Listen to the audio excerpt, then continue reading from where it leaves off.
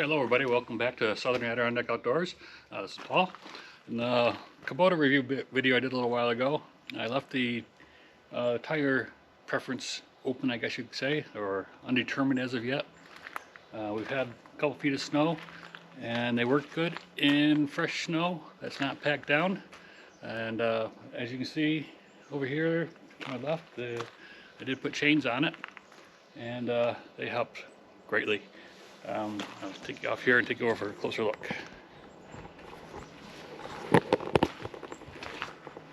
So these aren't the chains that I was looking for, but they're the ones I had to get to fit properly. So leave, I still got about, let's see, 2 fingers of space there. So that's a little over 1 inch maybe. And they're just regular road chains, I guess you'd call them. Not the more aggressive ice and snow chains I would prefer, but they work.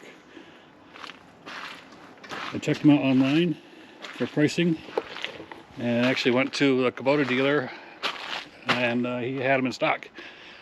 And the pricing was actually pretty reasonable. They were the same, or actually a little cheaper than some of the online sites from the dealer.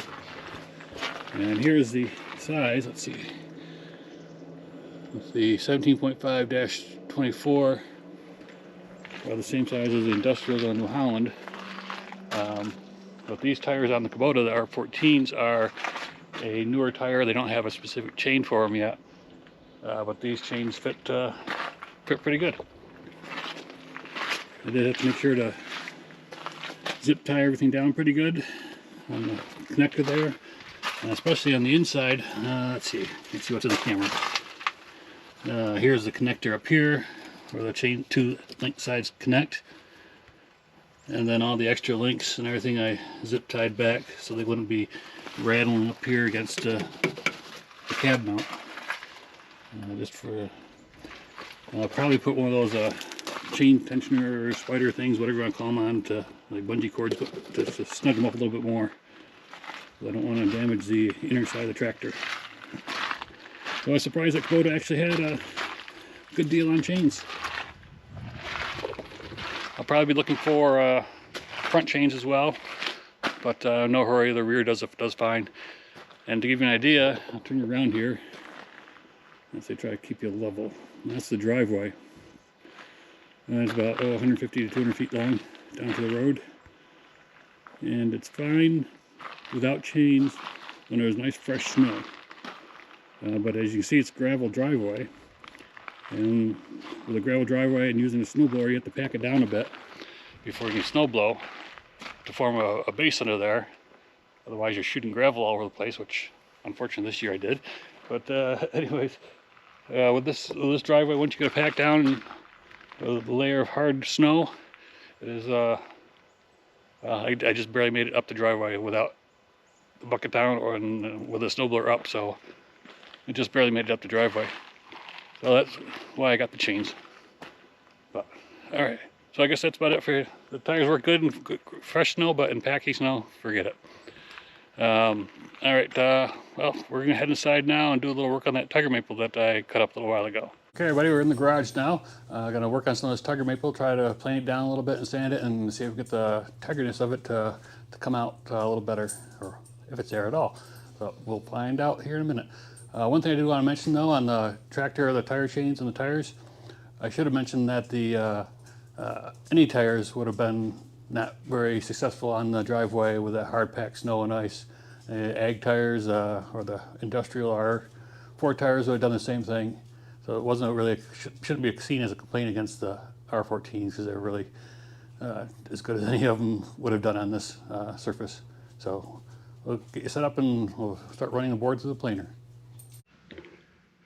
Alright, well, in case you forgot, this is the piece of tiger maple that we cut on the mill a week or so ago, and it didn't appear to have much tigering to it, and it still doesn't. I see a little bit maybe, but we're going to run it through and see what it comes out the other side looking like. It's going to take a few passes.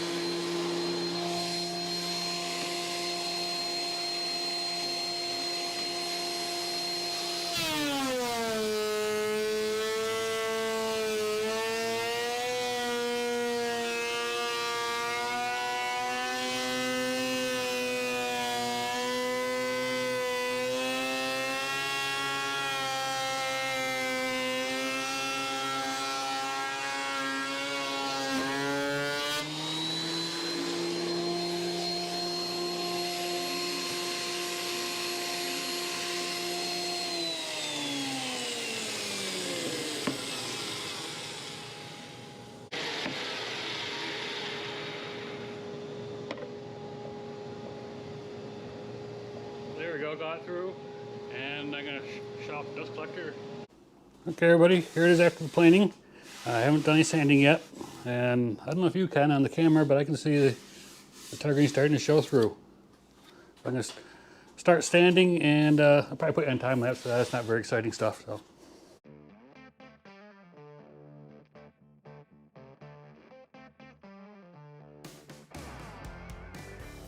Okay, we got the sanding done, and I think it's gonna look pretty good. I'm gonna go get some water, hopefully pop it out a little bit more. I'll bring you in for a nice close look. Okay, I got to, I moved around to the other side, tables off for a better angle, otherwise you'd be looking at my back. I didn't guys like that much. So I got them set up here. I'm just gonna see what happens, I guess.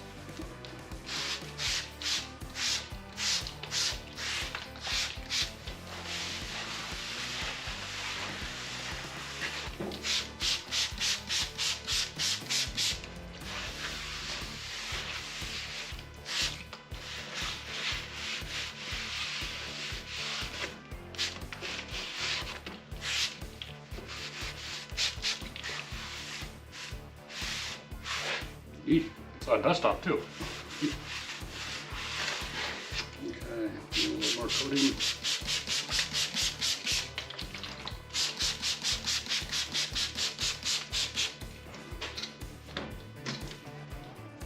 All right, I'm gonna, let's see, grab one of you guys here.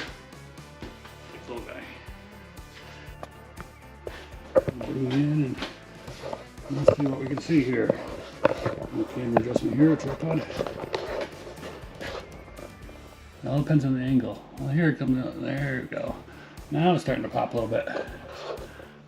Down in this area. I forgot which way the light's going to show it good. Oh yeah. Those are no longer saw marks. That's tigering.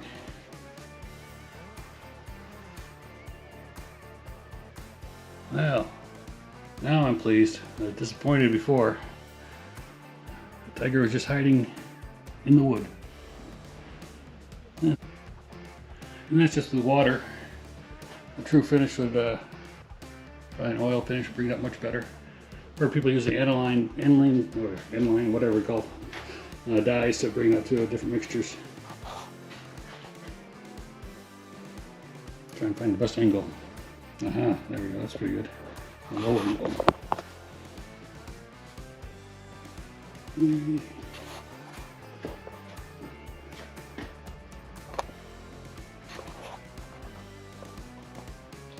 That turned out better than I was expecting.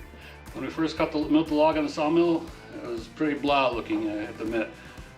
I'm glad we went through the trouble of planing and sanding and putting a little water on it to see what was hiding underneath the wood, and it came through very well. So please remember to like and subscribe, and I hope you enjoyed what you saw here, and if you have any questions, put it down in the comments and we'll get back to you, and have a good day.